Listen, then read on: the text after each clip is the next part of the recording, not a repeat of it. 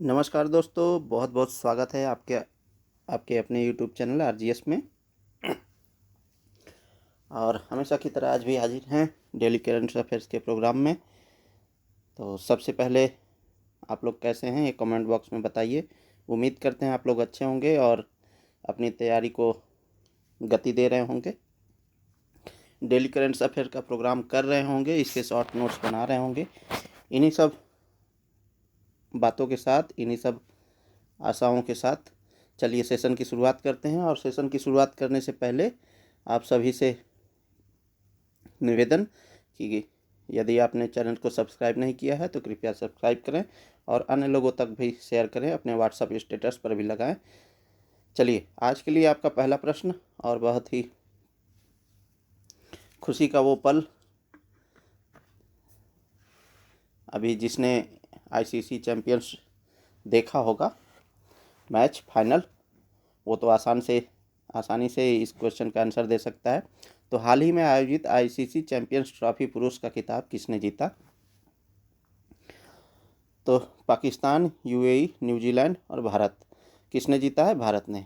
पाकिस्तान तो होस्टिंग कर रहा था, साथ में सह मेजबानी यूएई कर रहा था। वहीं न्यूजीलैंड और भारत के साथ ये मैच हुआ और इसमें उप विजेता न्यूजीलैंड रहा, जबकि विजेता के रूप में भारत रहा। चलिए देखें तो आईसीसी चैंपियंस ट्रॉफी 2025 के फाइनल मुकाबले ने भारत ने न्यूजीलैंड को 4 विकेट से हरा दिया। इस जीत के साथ ही टीम इंडिया ने 12 साल बाद इस टूर्नामेंट का खिताब अपने नाम कर लिया है। मुकाबले में न्यूजीलैंड की टीम ने टॉस जीता और टॉस जीत करके बल्लेबाजी करते हुए 251 रन का स्कोर खड़ा किया। उसके जवाबी कार्रवाई में भारत 49वें ओवर में ही 254 रन बनाकर मैच को जीत लिया और जीत की जो आखिरी गेंद थी वो चौके के रूप में तब्दील हुई जडेजा के द्वारा।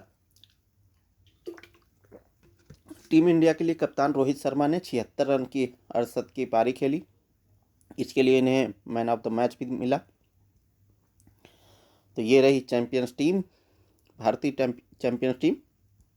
अब देख लेते हैं हमारे एग्ज़ाम की दृष्टि से क्या इम्पोर्टेंट हो सकता है। तो ये यूएई में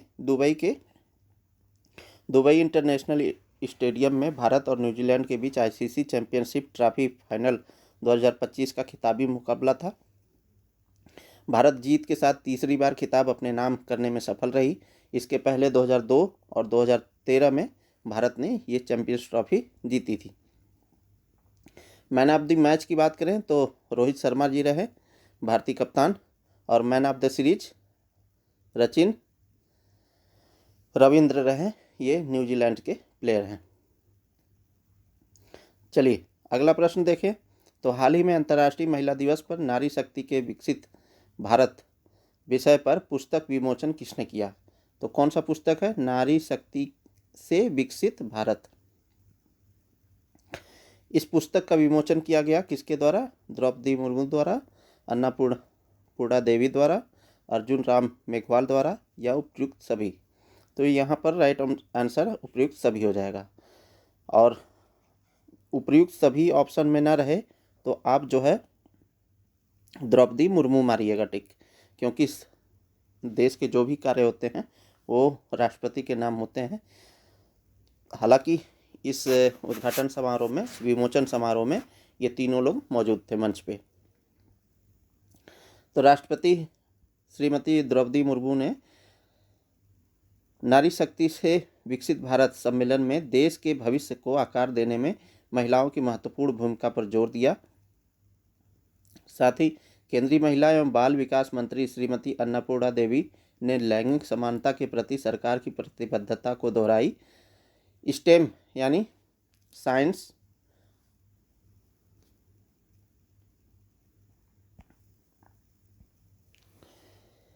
टेक्नोलॉजी, इंजीनियरिंग और मैथमेटिक्स, स्टेम इसका पूरा नाम है, व्यवसाय और शासन से जुड़ी अग्रणी और परिवर्तनकारी महिला नेताओं ने जानकारी साझा की। इनसे संबंधित जानकारी साझा की इन्होंने। भारत सरकार ने अंतर्राष्ट्रीय महिला दिवस के अवसर पर महिला एवं बाल विकास मंत्रालय द्वारा विज्ञान भवन नई दिल्ली में आयोजित नारी शक्ति से विकसित भारत विषय पर राष्ट्रीय स्तर के सम्मेलन सी बिल्ड्स भारत का आयोजन किया। इसका उद्घाटन भारत की माननीय राष्ट्रपति होगा, माननीय ही होगा, ठीक है, माननीय राष्ट्रपति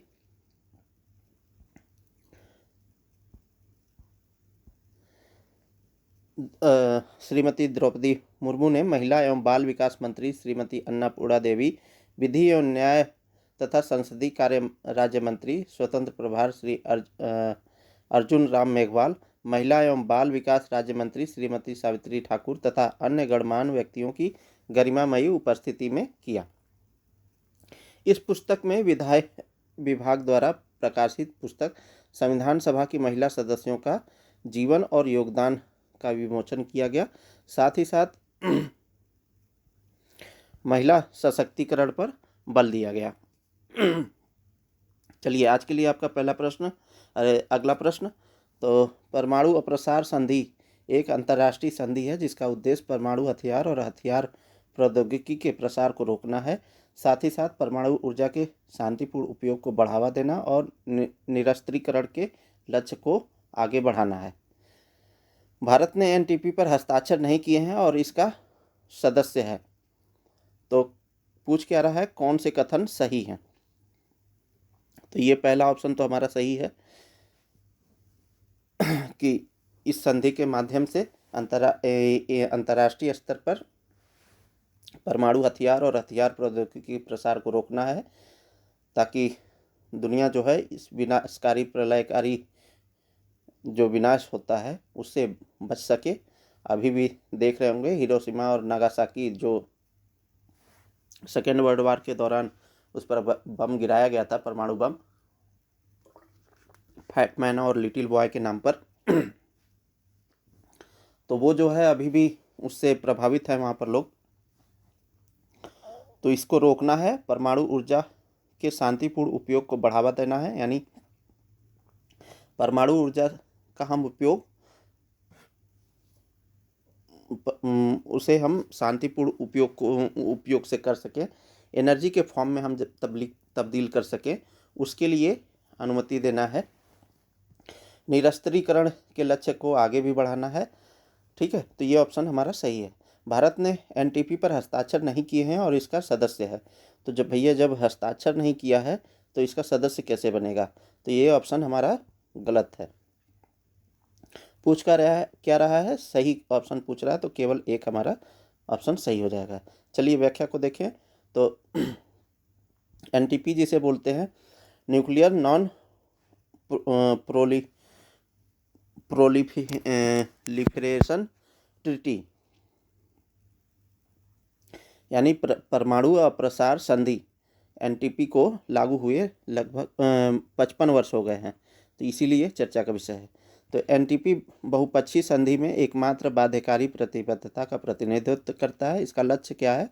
तो परमाणु हथियार संपन्न राष्ट्रों द्वारा निशस्त्रीकरण और परमाणु ऊर्जा के शांतिपूर्ण उपयोग को बढ़ावा देना है। परमाणु अप्रसार संधि के बारे में देख लें तो क्या है?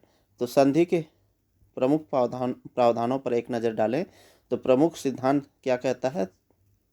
अप्रसार करना, निरस्त्रीकरण करना और शांतिपूर्ण परमाणु प्रौद्योगिकियों तक पहुंच प्रदान करना।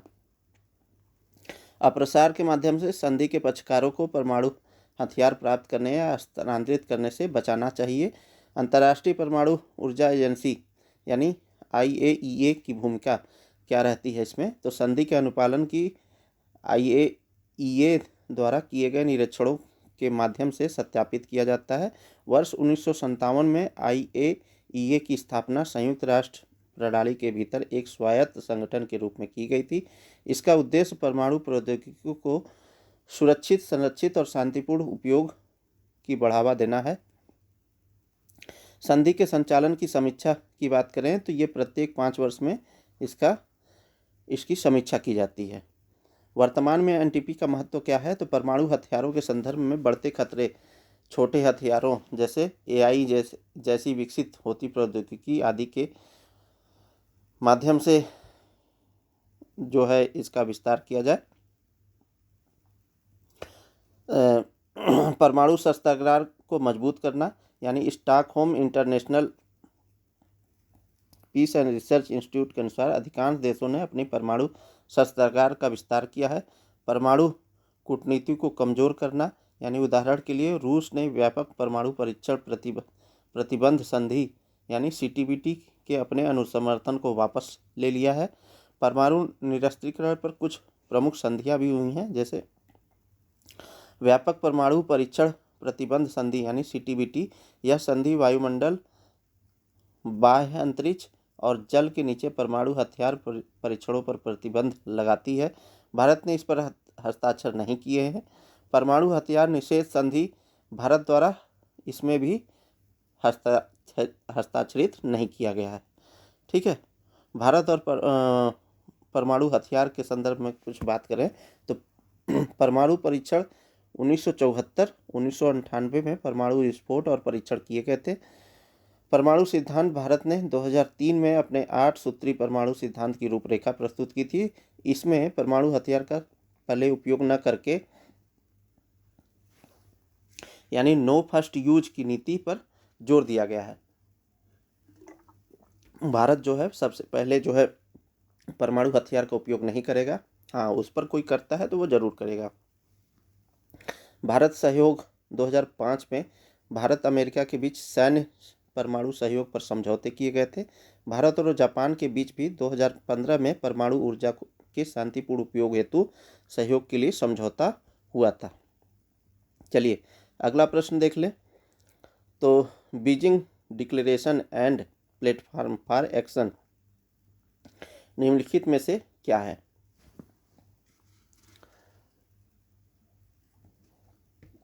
तो क्षेत्रीय आतंकवाद से निपटने की एक कार्यनीति संघाई सहयोग संगठन की बैठक का एक परिणाम है। एशिया प्रशांत क्षेत्र में धारणी आर्थिक समृद्धि की एक कार्य योजना एशिया प्रशांत आर्थिक मंच के विचार विमर्श का एक परिणाम है। महिला सशक्तिकरण हेतु एक कार्यसूची संयुक्त राष्ट्र द्वारा आयोजित विश्व सम्मेलन का एक परिणाम है। वन जीवों के दुर्व्यापार की रोकथाम हेतु कार्यनीति पूर्वी एशिया शिखर सम्मेलन की एक उद्घोषणा है। तो ये जो है ऑप्शन हमारा सी सही हो जाता है। अभी 8 मार्च को अंतर्राष्ट्रीय महिला दिवस था और महिलाओं के सशक्तिकरण के लिए विभिन्न बैठकें आयोजित की गई थी। तो अभी फिलहाल में जो है जो 2025 की अंतर्राष्ट्रीय महिला दिवस की थीम थी वो क्या थी? कार्रवाई में तेजी लाना। ठीक है, तो चलिए देखें। तो अभी हुआ क्या है कि सुप्रीम कोर्ट ने महिला सशक्तिकरण के लिए मौजूदा कानूनों को सख्त कार्यान्वयन की आवश्यकता पर जोर दिया है। यानी जो भी कानून है महिलाओं से संबंधित या किसी भी कानून से संबंधित, यदि उसे क्रियान्वित नहीं किया गया सही ढंग से तो उस कानून का कोई मतलब नहीं है। तो इसी के संदर्भ में सुप्रीम कोर्ट ने कुछ निर्देश दिए हैं। तो महिलाओं के सशक्तिकरण में न्यायपालिका की भूमिका की बात करें तो यौन उत्पीड़न, ये यौन होगा, यौन उत्पीड़न की रोकथाम यानी विशाखा साहनी बनाम राजस्थान राज्य 1998 मामले में सुप्रीम कोर्ट ने कार्यस्थल पर महिलाओं के यौन उत्पीड़न को रोकने के लिए विस्तृत दिशा निर्देश निर्धारित किए थे। महिला अधिकारों को कायम रखना, जैसे सायरा बानो बनाम भारत संघ 2017 मामले में सुप्रीम कोर्ट ने ट्रिपल तलाक को असंवैधानिक घोषित किया था और इसे महिलाओं के मौलिक अधिकारों का उल्लंघन बताया था। वहीं लैंगिक समानता की बात करें तो दानम्मा सुमन सुरपुर बनाम अमर 2018 का मामला है। सुप्रीम कोर्ट ने पैतृक संपत्ति में पुत्र के समान पुत्री के अधिकार को बराबर रखा था। मतलब जो पैतृक संपत्ति होती है उसमें पुत्र की हिस्सेदारी नहीं होगी बल्कि महिलाओं की भी हिस्सेदारी होगी। आपराधिक कानूनों में सुधार की बात करें तो जोसेफ साइन बनाम भारत संघ 2018 मामले में सुप्रीम कोर्ट ने आईपीसी की धारा 497 को खारिज कर दिया था। यह धारा एक विवाहित महिला को उसके पति की संपत्ति के रूप में मानते हुए व्यभिचार को अपराध मानती है। वहीं वेतन समानता की बात करें तो रणधीर सिंह बनाम भारत संघ 1982 मामले में सुप्रीम कोर्ट ने संविधान के अनुच्छेद 39D के तहत समान कार्य के लिए समान वेतन को एक संवैधानिक लक्ष्य के रूप में मान्यता दी थी। तो ये न्यायालय द्वारा विभिन्न मामलों में दिए गए निर्णय हैं महिलाओं के सशक्तिकरण हेतु। और अभी भी जो है कुछ डिले हो रहा है, उनका सशक्तिकरण नहीं हो पा रहा है, महिलाएं जो है खुल करके सामने नहीं आ पा रही हैं। तो इसके विभिन्न कारण हो सकते हैं। उसमें एक कारण है पितृसत्तात्मक सोच। ठीक है, चलिए, तो महिला सशक्तिकरण हेतु कुछ अन्य संवैधानिक और विधायी उपाय भी हैं। जैसे संवैधानिक उपाय के रूप में मौलिक अधिकार अनुच्छेद 14 समानता का अधिकार, अनुच्छेद 15 एक लैंगिक आधार पर भेदभाव का निषेध आदि संवैधानिक उपायों में से है। ये मौलिक अधिकार के अंतर्गत है। राज्य की नीति निर्देशक तत्व यानी अनुच्छेद 42 राज्य कार्य की उचित और मानवीय स्थितियां सुनिश्चित करने एवं मातृत्व राहत के लिए प्रावधान करेगा, ये आदि सुनिश्चित किया गया है। और विधायी उपाय के रूप में देख लें तो घरेलू हिंसा से महिलाओं के संरक्षण का अधिनियम 2005 सूचना के अधिकार के समय ही लाया गया था। कार्यस्थल पर महिलाओं का लैंगिक उत्पीड़न रोकथाम निषेध और निवारण अधिनियम 2013, और ये 2013 जब खाद्य सुरक्षा अधिनियम लाया गया था उसी समय। ठीक है, चलिए अगला प्रश्न देखें। निम्नलिखित कथनों पर विचार करें और सही विकल्प का चयन करें। तो अंतरिक्ष मलबा पृथ्वी की कक्षा में उन मानव निर्मित वस्तुओं को संदर्भित करता है जो अब किसी उपयोगी उद्देश्य की पूर्ति नहीं करते हैं। मलबे में प्रयोग किए गए रॉकेट, निष्क्रिय उपग्रह, अंतरिक्ष निकायों के टुकड़े और एंटी सैटेलाइट सिस्टम से उत्पन्न मलबा शामिल होता है। पूछ क्या रहा है? सही ऑप्शन पूछ रहा है, तो यहाँ पर दोनों ऑप्शन हमारे सही हैं। राइट आंसर हमारा सी हो जाएगा।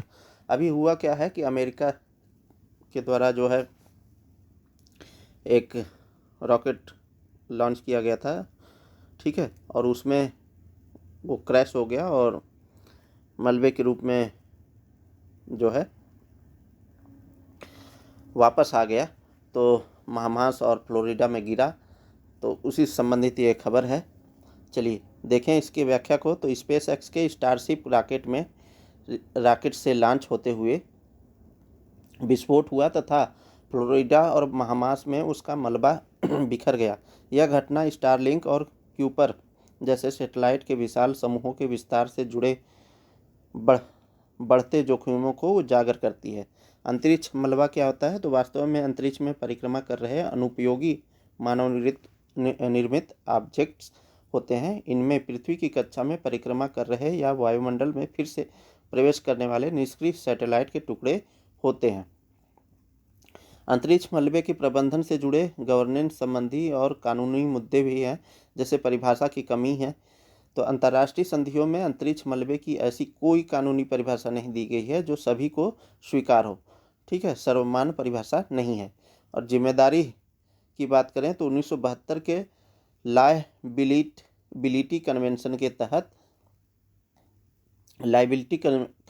तहत इस पर विवाद है कि मलबे को स्पेस ऑब्जेक्ट्स माना जाए या नहीं।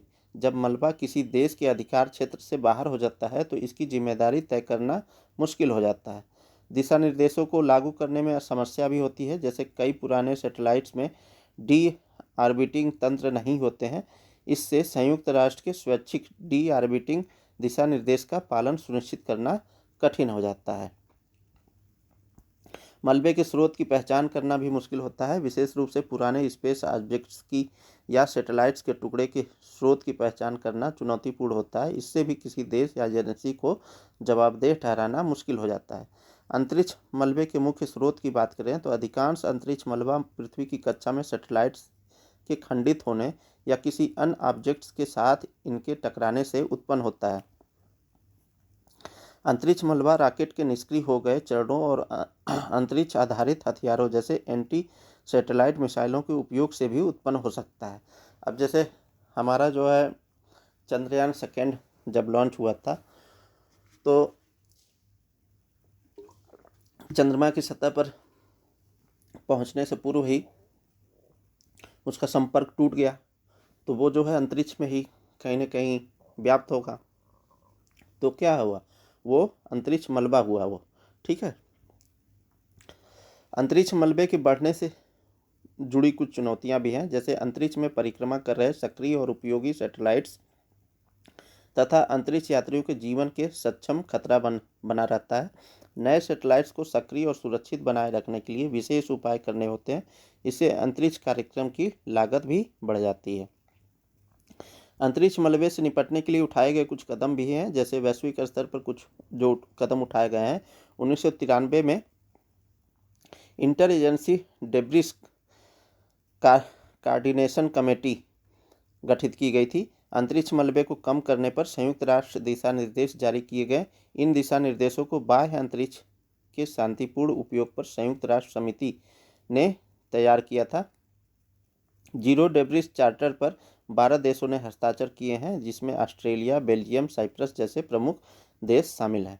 वहीं भारत की तरफ से क्या कदम उठाए गए हैं तो बात करें तो मलबा मुक्त अंतरिक्ष मिशन 2030 की घोषणा की गई है। ISRO system for safe and sustainable space operation and management ने कार्य करना शुरू कर दिया है। Space situational awareness control centre की स्थापना की गई है। Project network for space objects tracking and analysis यानी नेत्र शुरू किया गया है। तो ये भारत की तरफ से पहल है।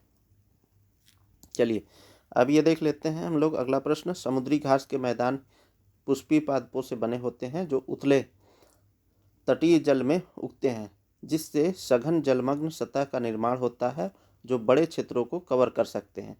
वे उन क्षेत्रों में पनपते हैं जहां सूर्य का प्रकाश जल में प्रवेश कर सकता है, जिससे उन्हें विकास के लिए प्रकाश संश्लेषण से गुजरने की अनुमति मिलती है। पूछ क्या रहा है, निम्नलिखित कथनों में से सही विकल्प का चयन करें। तो यहाँ पर दोनों ऑप्शन हमारे सही हैं। तो समुद्री घास जो है अभी जैव विविधता के लिए बहुत महत्वपूर्ण होता है, क्योंकि ये घास जहाँ पर रहते हैं वहाँ पर बायोडाइवर्सिटी ज़्यादा रहती है। तो हाल ही में nature review earth and environment में एक लेख प्रकाशित हुआ था। इसमें समुद्री घास द्वारा जैव विविधता और पारिस्थितिक तंत्र सेवाओं को समर्थन दिया गया। इसके सक्षम विश्वासान मुख्य खतरों और लाभों को लेकर चर्चा की गई थी। इसमें बताया गया कि ये समुद्री घास समुद्री पुष्पीय पादप हैं जो उथले व तटीय जल में उगते हैं। इनका विकास आमतौर पर मुहाने और समुद्री पर्यावासों में होता है। समुद्री घास को समुद्र के फेफड़े कहा जाता है। तो ये इम्पोर्टेंट हो जाता है, समुद्र के फेफड़े कहा जाता है। ऐसा इसलिए क्योंकि यह प्रकाश संश्लेषण के जरिए ऑक्सीजन का उत्पादन करने में महत्वपूर्ण भूमिका निभाती है। यह ऑक्सीजन समुद्री पारिस्थितिकी तंत्र के लिए अत्यधिक आवश्यक है। समुद्री घास का विवरण की बात करें तो यह अंटार्कटिका को छोड़कर लगभग सभी महाद्वीपों में पाई जाती है। तो अंटार्कटिका में नहीं पाई जाती है। भारत में देख लें तो पूर्वी तट पर मन्नार की खाड़ी और पाक की खाड़ी क्षेत्र में पाई जाती है।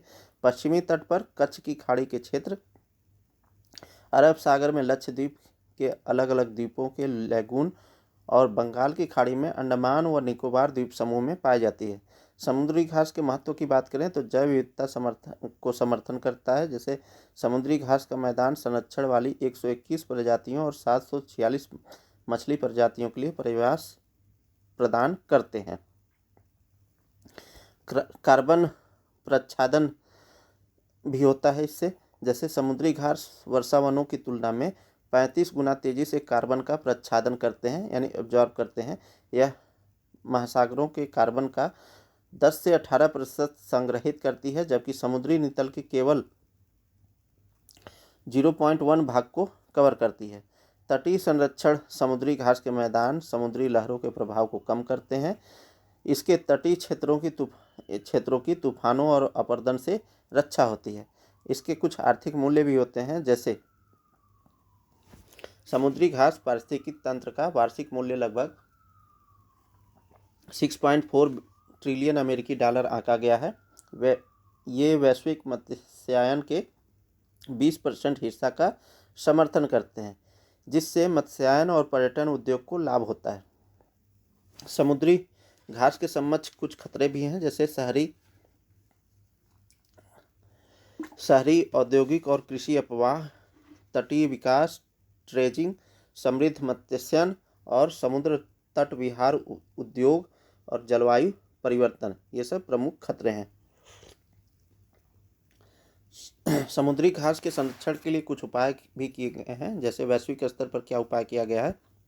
बात करें इसकी तो UNEP यानी यूनाइटेड नेशन इन्वायरमेंट प्रोग्राम के तहत जो है कम्युनिटी मैनुअल लाया गया है। तो UNEP और उसके भागीदारों ने समुद्री घास संरक्षण के लिए समुदाय आधारित परियोजनाओं का मार्गदर्शन करने हेतु एक मैनुअल जारी किया है। सीग्रास वॉच यह एक सहयोगात्मक कार्यक्रम है। इसके तहत स्वयं सेवकों एवं संगठनों को समुद्री घास के पर्यावरणों की निगरानी और संरक्षण के लिए प्रशिक्षित किया जाता है। ब्लू कार्बन इनिशिएटिव भी लाया गया था। इस पहल के तहत कार्बन प्रच्छादन और जलवायु परिवर्तन शमन के लिए समुद्री घास सहित तटीय पारिस्थितिकी प्रणालियों पर ध्यान केंद्रित किया जा रहा है। भारत की बात करें तो भारत में क्या क्या पहल किया गया, तो राष्ट्रीय समुद्री मात्स्यिकी नीति, यह नीति तटीय समुद्री पारिस्थितिकी प्रणालियों में मैंग्रोव और प्रवाल भित्तियों के साथ साथ समुद्री घास के महत्व को भी उल्लेखित करता है। जलवायु लचीलापन परियोजना भी भारत में लागू की गई है। इस परियोजना का तटीय जलवायु के प्रति लचीलापन बढ़ाने के लिए आंध्र प्रदेश, महाराष्ट्र, उड़ीसा में संचालन किया जा रहा है। इसमें समुद्री घास जैसे प्राकृतिक पारिस्थितिकी तेलों का संरक्षण और पुनर्बहाली शामिल है। इस परियोजना की ग्लोबल क्लाइमेट फंड से अनुदान के रूप में सहायता प्राप्त होती है। चलिए अगला प्रश्न देखें तो विश्व मसाला संगठन के बारे में। यह एक गैर लाभकारी संगठन है जिसकी स्थापना 2011 में भारत की मसाला राजधानी कोच्चि, केरल में हुई थी। यह त्रावणकोर कोचीन साहित्यिक, वैज्ञानिक और धर्मार्थ सोसाइटी अधिनियम 1956 के तहत पंजीकृत है। सही विकल्प का चयन करना है, तो यहाँ पर हमारे दोनों विकल्प सही हैं। तो अभी विश्व मसाला संगठन ने भारत को कुछ सुझाव दिए हैं कि आप जो है मसाला उत्पादन करें। तो विश्व मसाला संगठन ने $10 बिलियन के निर्यात लक्ष्य को प्राप्त करने के लिए मसालों में अधिक मूल्यवर्धन का सुझाव दिया है। भारतीय मसाला बोर्ड ने 2030 तक $10 मिलियन का निर्यात लक्ष्य रखा है। तो ये लक्ष्य याद रखिएगा, 2030 तक $10 बिलियन के निर्यात का लक्ष्य रखा है। इसे प्राप्त करने के लिए बोर्ड ने वैश्विक स्तर पर मूल्यवर्धित मसालों के भारत की हिस्सेदारी 70% तक बढ़ानी होगी। ठीक है, वैश्विक मसाला बाजार में भारत की हिस्सेदारी 2024 में मात्र 0.7% के साथ $14 बिलियन रही, जबकि चीन की 12% और संयुक्त राज्य अमेरिका की 11% है। मसालों के संबंध में भारत की स्थिति की बात करें तो अपादान, भारत विश्व का सबसे बड़ा मसाला उत्पादन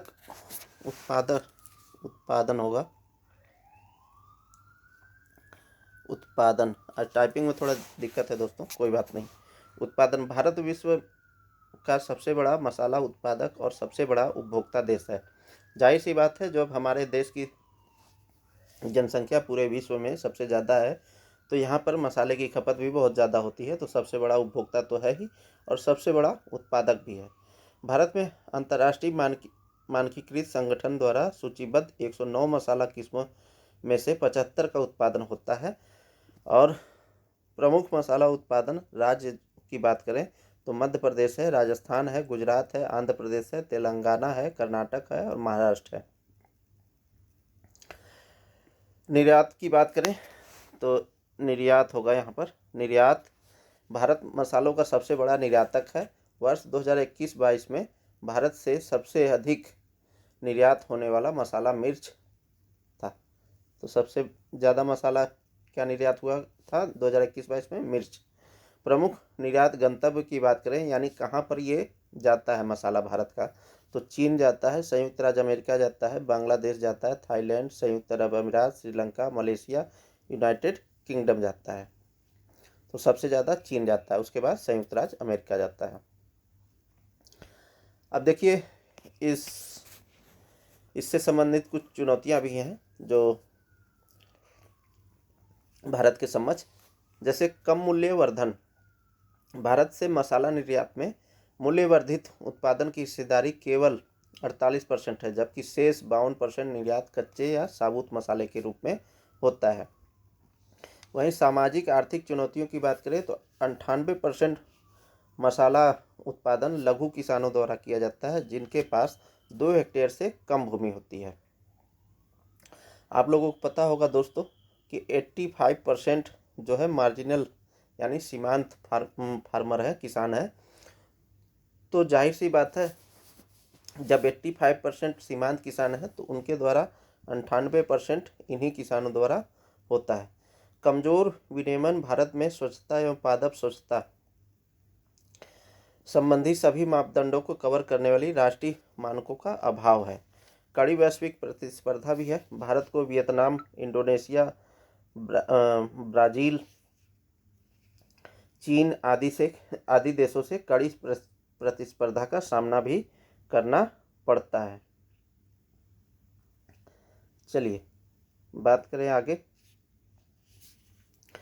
तो मसालों से संबंधित शुरू की गई कुछ पहल की बात करें तो भारतीय मसाला बोर्ड, यह एक वैधानिक संस्था है। कौन सी संस्था है? वैधानिक संस्था है, जो वाणिज्य विभाग के प्रशासनिक नियंत्रण में भारतीय मसालों के विकास और वैश्विक प्रचार के लिए काम करती है। मसालों का निर्यात विकास एवं संवर्धन योजना की बात करें तो इसका उद्देश्य निर्यातकों को अत्याधुनिक संस्करण तकनीक अपनाने में सहायता करना है। अन्य कुछ पहलू की बात करें तो साझा प्रसंस्करण यानी मसाला पार्क के लिए अवसंरचना की स्थापना और रख रखाव करना, राष्ट्रीय संधारणी मसाला कार्यक्रम आदि ये सब लागू किए गए हैं। अब मसाला बोर्ड यानी भारतीय मसाला बोर्ड की बात कर लें, यहाँ पर भारतीय जोड़ देते हैं।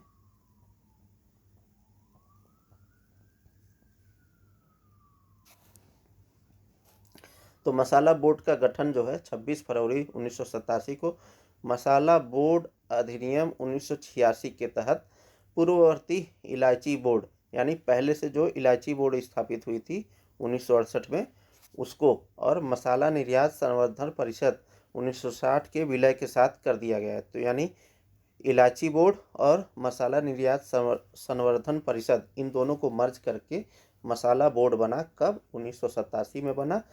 किसके तहत बना? तो मसाला बोर्ड अधिनियम 1986 के तहत बना। ठीक है। यह जो है मसाला बोर्ड वाणिज्य विभाग के अंतर्गत 5 वैधानिक कमोडिटी बोर्ड है। ये चाय बोर्ड, काफ़ी, रबड़, मसाले और तंबाकू के उत्पादन, विकास और निर्यात के लिए उत्तरदायी है। यह जो है 52 अनुसूचित मसालों यानी कि लिस्टेड जो मसाले हैं के निर्यात, प्रोत्साहन और इलायची उत्पादन हेतु जिम्मेदार है। चलिए दोस्तों, अभी हाल ही में हल्दी बोर्ड के गठन का प्रस्ताव दिया गया था। कब दिया गया था? 14 जनवरी 2025 को। तो ये भी जान लेते हैं हम लोग। केंद्रीय वाणिज्य एवं उद्योग मंत्रालय ने 14 जनवरी 2025 को नई दिल्ली से राष्ट्रीय हल्दी बोर्ड का उद्घाटन किया था। किसने किया था? केंद्रीय वाणिज्य एवं उद्योग मंत्री ने। ठीक है। और इसमें प्रधानमंत्री मोदी जी ने इसकी घोषणा कब की थी? तो अक्टूबर 2023 में की थी कि एक हल्दी बोर्ड हम बनाएंगे। ये जो हल्दी बोर्ड है इसका मुख्यालय कहाँ पर है? तो इसका मुख्यालय निजामाबाद, तेलंगाना में है।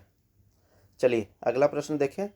तो निम्नलिखित कथनों पर विचार करें और सही विकल्प का चयन करें। भारतीय संविधान में वाक्य नहीं होगा, वाक होगा, वाक एवं अभिव्यक्ति की स्वतंत्रता अनुच्छेद 19 में दी गई है। मौलिक अधिकार के तहत दी गई वाक एवं अभिव्यक्ति की स्वतंत्रता आत्यांतिक प्रकृति की है। तो दोस्तों आपको बताना चाहेंगे कि भारतीय संविधान में वाक एवं अभिव्यक्ति की स्वतंत्रता अनुच्छेद 19 में दी गई है, ये तो ऑप्शन सही है। मौलिक अधिकार के तहत दी गई वाक एवं अभिव्यक्ति की स्वतंत्रता आत्यांतिक प्रकृति की नहीं है। आत्यांतिक मतलब पूर्ण रूप से, तो पूर्ण रूप से नहीं है। राज्य इस पर जो है युक्तियुक्त निर्बंधन लगा सकता है, और निर्बंधन के जो शर्तें हैं वो 8 आधार हैं, और ये इसका वर्णन जो है, निर्बंधन का वर्णन जो है आर्टिकल 19 क्लॉज 2 में किया गया है। ठीक है, तो यहाँ पर कौन सा पूछ रहा है, कौन सा ऑप्शन सही है, तो सही विकल्प तो हमारा सिर्फ एक होगा। ठीक है, तो यहाँ ये आंसर हो जाएगा। चलिए, और ये प्रश्न बना क्यों है, तो अभी जो है रणवीर इलाहाबादिया जो है चर्चा में थे, और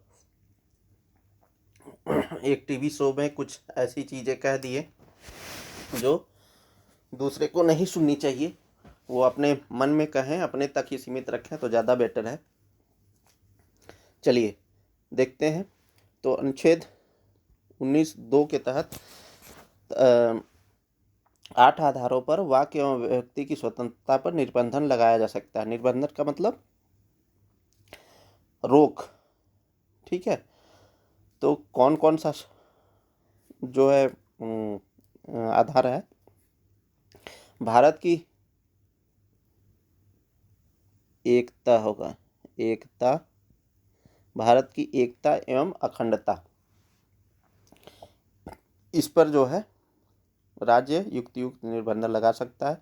राष्ट्रीय सुरक्षा, विभिन्न राज्यों के साथ मैत्रीपूर्ण संबंध, लोक व्यवस्था, शिष्टाचार या सदाचार, न्यायालय की अवमानना, अपराध उद्दीपन, यानी आप किसी को अपराध करने के लिए उकसाते हैं तो भी आप राज्य जो है आप पर निर्बंधन लगा सकता है, और मानहानि। ये 8 आधार हैं। चलिए देखें, तो सुप्रीम कोर्ट ने रणवीर इलाहाबादिया को कार्यक्रम प्रसारित करने की अनुमति दी, क्योंकि यह उसके लिए आजीविका का एकमात्र स्रोत है।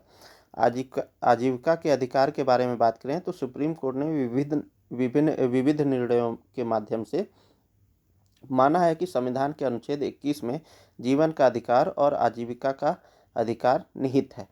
अनुच्छेद 39 कहता है कि राज्य यह सुनिश्चित करेगा कि सभी नागरिकों, पुरुषों और महिलाओं को समान रूप से पर्याप्त आजीविका का अधिकार प्राप्त हो। इस अधिकार के संदर्भ में सुप्रीम कोर्ट के निर्णय कुछ हैं, जैसे ओल्गा टेलिस बनाम बॉम्बे नगर निगम फुटपाथ पर, ये फुटपाथ पर रहने वालों का मामला है। यहाँ पर क्या हुआ था कि आजीविका का अधिकार जीवन के अधिकार का हिस्सा है, ये न्यायालय ने निर्णय दिया था, क्योंकि न्यायालय का मानना था कि कोई भी व्यक्ति आजीविका के साधन के बिना नहीं रह सकता। भाई उसकी आजीविका नहीं रहेगी तो वो खाएगा और कमाएगा क्या। ठीक है, एमजे शिवानी बनाम कर्नाटक राज्य का मामला आता है। तो संविधान के अनुच्छेद 21 के तहत जीवन के अधिकार में आजीविका की सुरक्षा भी शामिल है। तो ये कुछ निर्णय हैं। चलिए अगला प्रश्न देखें। तो इस्लामिक सहयोग संगठन, जिस पर जो है अभी हमास पर, गाजा पट्टी पर जो है देख रहे होंगे किस तरीके से डोनाल्ड ट्रंप जी द्वारा और इजराइल द्वारा गतिविधि की जा रही है, उसी से संबंधित ये प्रश्न है। तो इस्लामिक सहयोग संगठन, इस संगठन की स्थापना यरूशलेम में अल अक्सा मस्जिद की आपराधिक आगजनी के बाद 25 सितंबर 1969 को मोरक्को साम्राज्य के रबात में हुए ऐतिहासिक शिखर सम्मेलन के निर्णय पर की गई थी। निर्णय आम सहमति या मतलब इस इस्लामिक सहयोग संगठन का जो निर्णय होता है किसी चीज़ को लागू करना या नहीं लागू करना, उस संबंध में निर्णय की बात कर रहा है, तो निर्णय आम सहमति या उपस्थित तथा मतदान करने वाले सदस्यों के 2/3 बहुमत से लिया जाता है। निम्नलिखित, अच्छा ये छूट गया है दोस्तों, तो आप बताइए कि दोनों कथनों में से कौन से कथन सही हैं। तो यहाँ पर अच्छा बहुत मिसप्रिंट है, चलिए दोनों कथन सही हैं। चलिए व्याख्या को देखें। तो इस्लामिक सहयोग संगठन ने गाजा पर अधिकार करने और उसके निवासियों को विस्थापित करने की अमेरिकी राष्ट्रपति डोनाल्ड ट्रंप की योजना के खिलाफ अरब लीग के वैकल्पिक प्रस्ताव का समर्थन किया है। ठीक है, अब वो अरब लीग पर की तरफ रुख करेंगे। तो इस्लामिक सहयोग संगठन के बारे में देख लें तो यह एक अंतर्राष्ट्रीय संगठन है। यह मुस्लिम जगत का सामूहिक पक्ष रखने वाला संगठन है। इसके सदस्यों की बात करें तो इसमें सदस्य देश 57 हैं और ये देश जो है विभिन्न महाद्वीपों से आते हैं। यह विश्व का दूसरा सबसे बड़ा संगठन है। विश्व का सबसे बड़ा संगठन संयुक्त राष्ट्र माना जाता है, संयुक्त राष्ट्र है। ठीक है, इसकी उत्पत्ति की बात करें तो 25 सितंबर 1969 को अस्तित्व में आया। स्थायी सचिवालय कहाँ पर है, तो जेद्दा में है इसका स्थायी सचिवालय इस्लामिक सहयोग संगठन का। इसके उद्देश्य की बात करें तो विश्व के विविध लोगों के बीच अंतर्राष्ट्रीय शांति और संवाद को बढ़ावा देना, संवाद को बढ़ावा देने की भावना से मुस्लिम दुनिया के हितों की रक्षा करना है। तो शांति स्थापित करना, संवाद भी बढ़ाना है। चलिए अगला प्रश्न देखें। तो केंद्रीय वित्त मंत्री और राज्य मंत्री ने हाल ही में कहाँ एमएसएमई के लिए नया क्रेडिट मूल्यांकन मॉडल लॉन्च किया है, तो ये लॉन्च किया है विशाखापट्टनम में। चलिए व्याख्या को देखें। तो एमएसएमई के लिए डिजिटल फुटप्रिंट आधारित ऋण की शुरुआत की गई है। तो वित्त मंत्रालय ने एमएसएमई के डिजिटल फुटप्रिंट का उपयोग करके एक नया ऋण मूल्यांकन मॉडल लॉन्च किया है। इस कदम का उद्देश्य ऋण मूल्यांकन और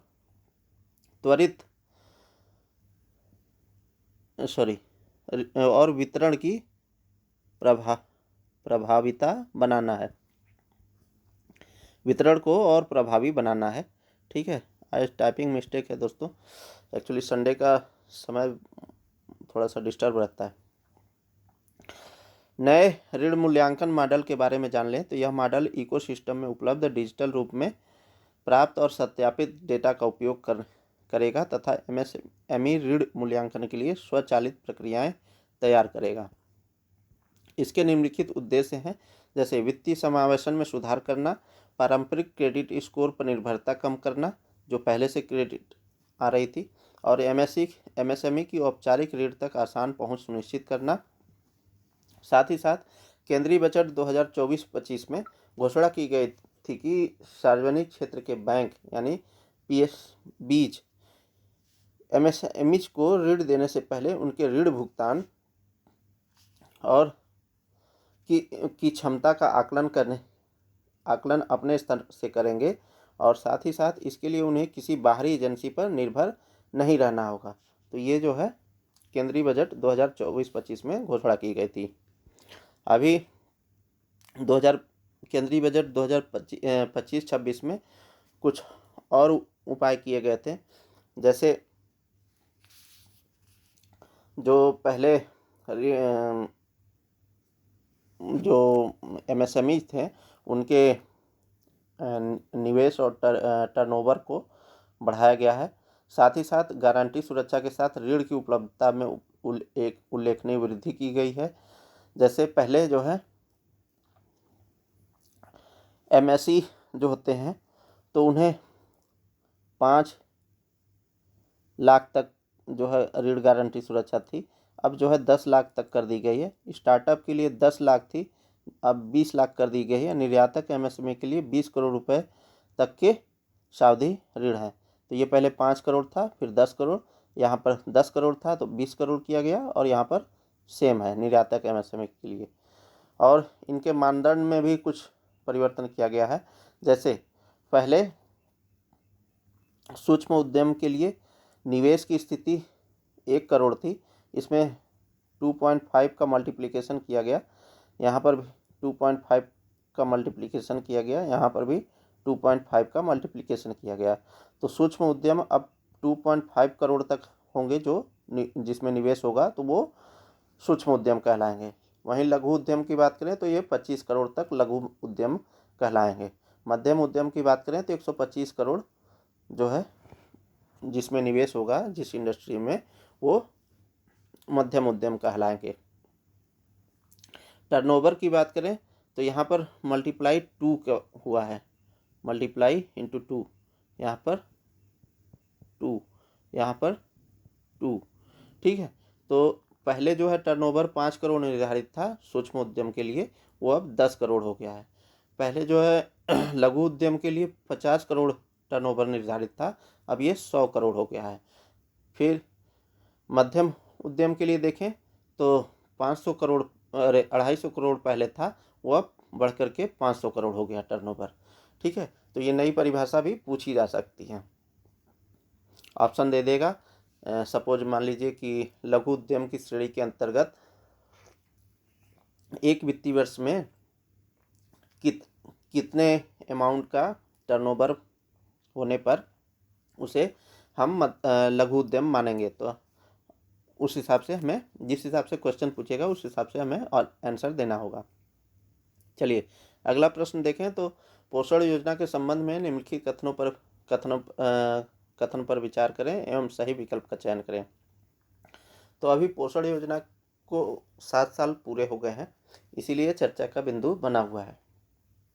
चलिए देखें तो भारत सरकार के द्वारा कुपोषण को दूर करने के लिए चरणबद्ध तरीके से पोषण कार्यक्रम की शुरुआत वर्ष 2018 में की गई थी। तो एक हिंट तो मैंने पहले ही दे दिया था, तो इसलिए ऑप्शन एक सही। मिशन पोषण 2.0 को पूरक पोषण कार्यक्रम और पोषण अभियान के विलय के साथ प्रारंभ किया गया है। तो ये ऑप्शन भी हमारा सही है। तो पहले पोषण अभियान था और पूरक पोषण कार्यक्रम था, इन दोनों को मर्ज कर दिया गया मिशन पोषण 2.0 में। राइट आंसर हमारा सी हो जाएगा। चलिए व्याख्या को देखें तो हाल ही में पोषण अभियान ने अपने कार्यान्वयन के 7 वर्ष पूरे कर लिए हैं। इसकी शुरुआत जो है 7 जुलाई 2018 को की गई थी। यहाँ पोषण का अर्थ है prime minister overarching scheme for holistic nutrition, ठीक है। तो ये पोषण का फुल फॉर्म है। पोषण अभियान के बारे में देख लें तो कार्यान्वयन मंत्रालय की बात करें, यहाँ पर मंत्रालय होगा, मंत्रालय की बात करें तो केंद्रीय महिला एवं बाल विकास मंत्रालय इसका कार्यान्वयन करती है, ठीक है। निजीकरण का प्रकार देखें तो वेंचर उन्नयन योजना है। उद्देश्यों की बात करें तो किशोरियों, गर्भवती महिलाओं, पान कराने वाली माताओं और 0 से 6 वर्ष की आयु के बच्चों की पोषण की स्थिति में सुधार करना है। तो ये किशोरियों की सुधार करेगा, गर्भवती महिला, स्तनपान कराने वाली माताएं और 0 से 6 वर्ष की आयु की बच्चों की पोषण स्थिति में सुधार करना इसका लक्ष्य है। मिशन पोषण 2.0 इसे 2021 में शुरू किया गया था। तो ये मिशन पोषण 2.0 2021 में शुरू किया गया। पूरक पोषण कार्यक्रम और पोषण अभियान जैसे महान उद्देश्यों वाले अन्य कार्यक्रमों को मिशन पोषण 2.0 में शामिल कर लिया गया। वित्त पोषण की व्यवस्था की बात करें तो अभी जो है राज्यों और विधानसभा वाले केंद्र शासित प्रदेशों के लिए केंद्र और राज्य का जो हिस्सा होता है वो 60 और 40 के अनुपात में होता है, यानी 60% केंद्र देती है, 40% स्टेट देता है। वहीं पूर्वोत्तर राज्यों के लिए देख लें तो पूर्वोत्तर राज्यों के लिए स्पेशल रहता है। अधिकतर योजनाओं में यही चीज़ें देखने को मिलती है। तो पूर्वोत्तर राज्यों के लिए केंद्र कितना देगा, 90 देगा, और राज्य सरकार के लिए राज्य सरकार कितना देगी, 10% देगी, ठीक है। बिना विधानसभा वाले केंद्र शासित प्रदेशों के लिए 100% वित्त पोषण केंद्र सरकार देती है, ठीक है। चलिए आज के लिए एक्स्ट्रा पॉइंट देख लें तो हमारे उत्तर प्रदेश के पहले मुख्यमंत्री, इसके पूर्व वो स्वतंत्रता सेनानी थे, फिर उन्होंने गृह मंत्री के रूप में भी कार्य किया। और इनका नाम क्या है? गोविंद बल्लभ पंत जी। और इनकी क्या थी? पुण्यतिथि थी। कब? 7 मार्च को। तो प्रसिद्ध स्वतंत्रता सेनानी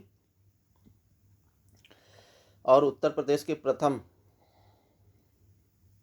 प्रथम मुख्यमंत्री श्री गोविंद बल्लभ पंत को उनकी पुण्यतिथि 7 मार्च पर याद किया गया।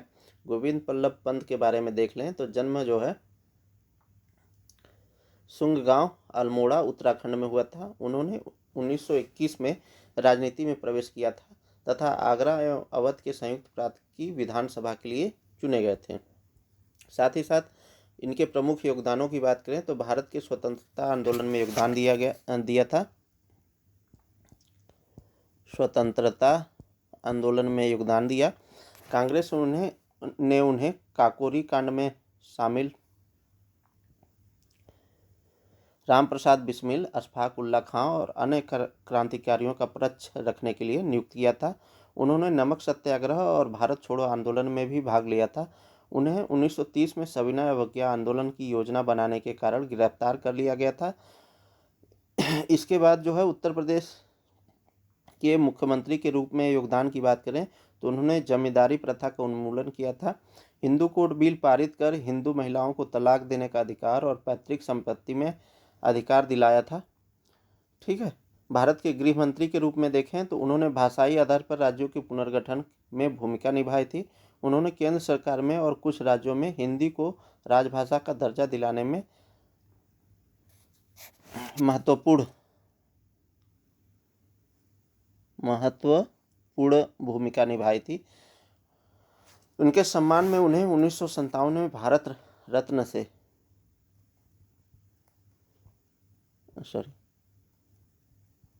से सम्मानित किया गया था। और इनके मूल्य की बात करें तो नेतृत्व कौशल, सत्यनिष्ठा और